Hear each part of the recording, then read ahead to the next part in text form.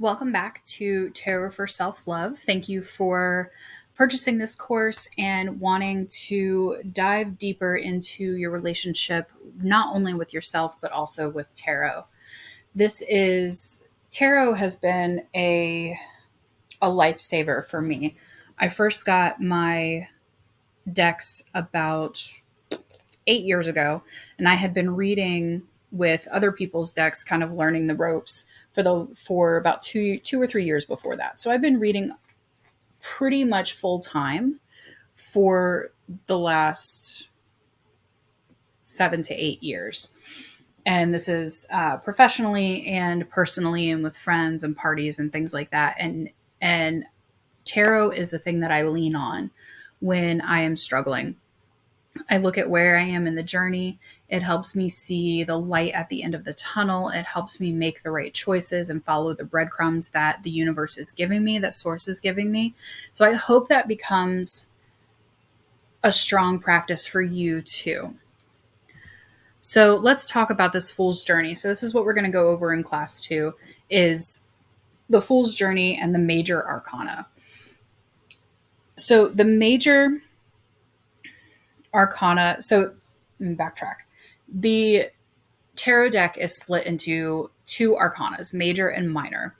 And the major arcana is 22 cards that represent major life moments.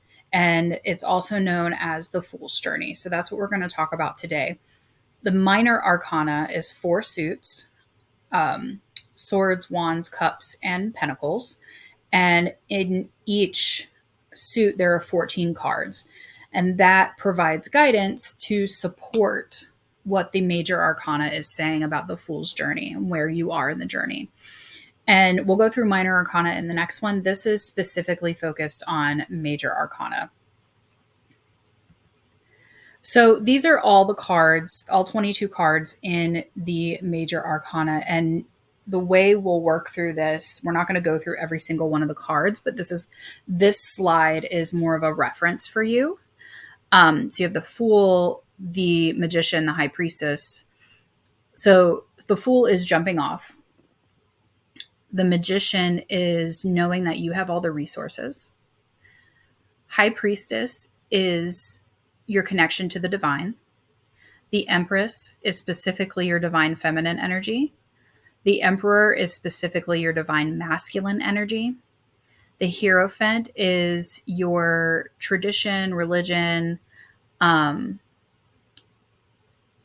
being or looking up to important people in the community.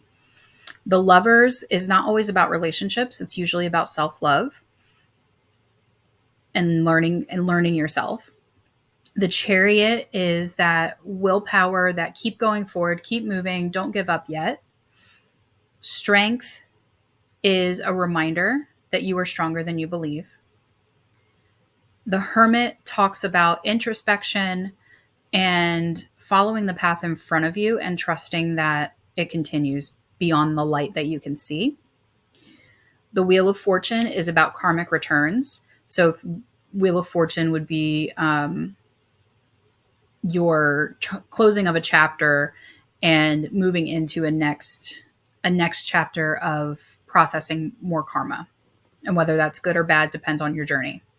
Justice is about fairness and reparations and getting back the energy that you put out.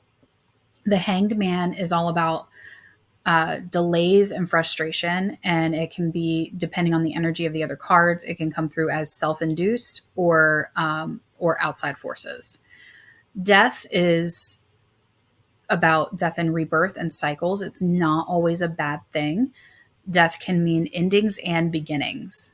So this is confirmation that you're closing a chapter and opening another one. And depending on the rest of the cards around it, you can discern whether it's something that you're having a hard time letting go of, or if it's something that's going to be easy for you to do. Then you have Temperance, which is all about balance. You'll see a lot of light and dark imagery on these cards, or just kind of a very, very balanced composition in the cards.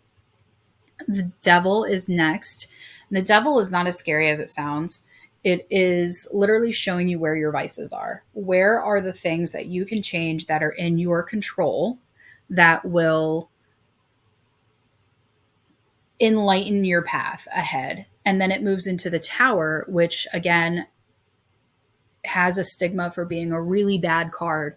But the way I see the tower is going through a necessary change. And the easier that you are able to respond to the changes in the universe that are this huge upheaval, it looks like, the smoother that change will be. And it won't be such, it may be a strong upheaval like moving or something like that, or losing your job. But when you have more acceptance to the change and you're willing to change, it makes that rebuilding process that much better. So then you have the star. The star is all about hope, recycling the energy, turning pain into power. Usually on the star card, there is a woman at a river, and she's filling vessels and pouring vessels. So this is the equal exchange of energy, and always have hope because source has always got your back. The moon is about your shadow self. It's about raising shadows to the surface so they can be released and processed. And that way you can see the sun. You can appreciate the sun when it comes up. And that's the next card. The sun is about joyful playfulness, realizing your dreams, those kinds of things. Then you have judgment, which is usually about finding your calling. Depending on the cards around it, could be like hinting towards your next big move that gets you closer to your favorite self. And then 21, the last card, is the world. And that is the closing of a very large chapter where the Wheel of Fortune is kind of a midpoint. Think about it as a comma in a sentence versus the world, which is the period in the sentence, or the start of a new paragraph or start of a new chapter. So it can go any way from here. Your options are endless when you get cards like the Fool, the Wheel, and the World, because they are breathing points. They're pause points. Think of them as like a park bench in the middle of your hike, right? You can stop, you can take a second, you can reevaluate, you can take inventory of the things that have happened in between, and ground yourself and move forward with confidence. So this is the Fool's journey, right? So we start with the Fool. Excuse me. Fresh start, endless paths, possibility, and then we move through cards 1 through 9. And this is where you're building the structure and you're building the resilience and you're building the confidence to move forward. And then, like I said, you have the pause with the Wheel of Fortune. And this is where you're celebrating your wins and you're recalibrating and evaluating your losses, any perceived losses, so that you can move forward. And then 11 through 20 is the integration. This is where you take the inner work you did and integrate it into your current reality. So this is realizing the real life effects of the lessons that you've either learned or ignored. And then you have the world, which I said is another pause. It's a chapter ending. It's a moment for reflection. It's a moment, if you're going to take a big pivot, this is when you do it, kind of energy. And then you start back at the Fool's journey at 0. And then you start a new chapter. So this is a cycle that continues. And there's so much in the world and in energy and in spirit that is cyclical, that this is just another thing that you can use, another tool that you can use, another cycle you can use to align your life to your favorite self. So that's really the basics of the major arcana. You can go back to that reference page and look at your own deck and see the symbology, see the quick description of the card, play that back, and learn your deck. So this is you learning your deck, and that's part of the homework. So you're going to continue from class 1, body scanning, shielding, grounding, just continuing that practice on a daily basis. And then after that, or in addition to, you're going to start automatic writing. And what automatic writing is that you get a journal, or you can do it on your laptop or your phone or wherever, your notepad, whatever.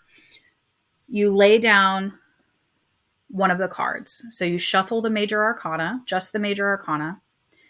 You shuffle them and you pick the card off the top and you lay it down and you reflect on that card and you let yourself start channeling the energy of that card from source and writing it into the journal, the notepad, the doc, whatever you're using.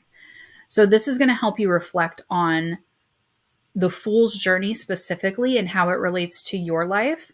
And what this does is when you start reading for yourself and reading for others, you'll have this kind of muscle memory that comes up around what that card means to you. And that will give you a better understanding and allow you the ability to kind of pick up any deck. And this is why I don't teach like rote memorization for tarot. A lot of tarot teachers do. I do not, because I need you to understand that tarot is very individual. Even though it's 78 cards and they're all technically the same cards in each traditional tarot deck, each deck can have its own interpretation of the cards and their own symbology, but you'll see similarities through traditional tarot that go from deck to deck to deck. Like the Fool is always going to be one person looking like they're going somewhere off a cliff or through a door. They usually have like some kind of satchel or suitcase or like the bag on a stick. And there's usually an animal like a dog or a cat. So the symbology through decks, and if you already have multiple decks, like feel free to do this with all of your decks. You can see the symbology across the decks and then how it relates to your life and your experience. So you can reflect on that and then don't use the guidebook for this. Use your own intuition, and then you can always reflect back after you're done. So, what are the cards saying to you without reading the guidebook? So, that's your homework. And then here at the end, we have, oh, she said, I see you where you're stuck. You still think the world is nouns and not a wild playground of verbs. So this is to help you start thinking in the form of doing rather than being, rather than just existing. We're doing things. We're doing things every day to move our life forward. We're doing things that move the needle forward on all of our goals and all of our dreams. And we're giving the universe the ability to show us those footsteps and show us where to walk and where to run and where to miss. So I hope this was really informational for you. The next class we're going to do is on the minor arcana. And if you, like always, if you have any questions or comments or need help with anything, feel free to drop it in the messages within the course, and I'll, of course, get back to you. So I hope you have a wonderful day and a wonderful week while you're doing this homework, and I love you.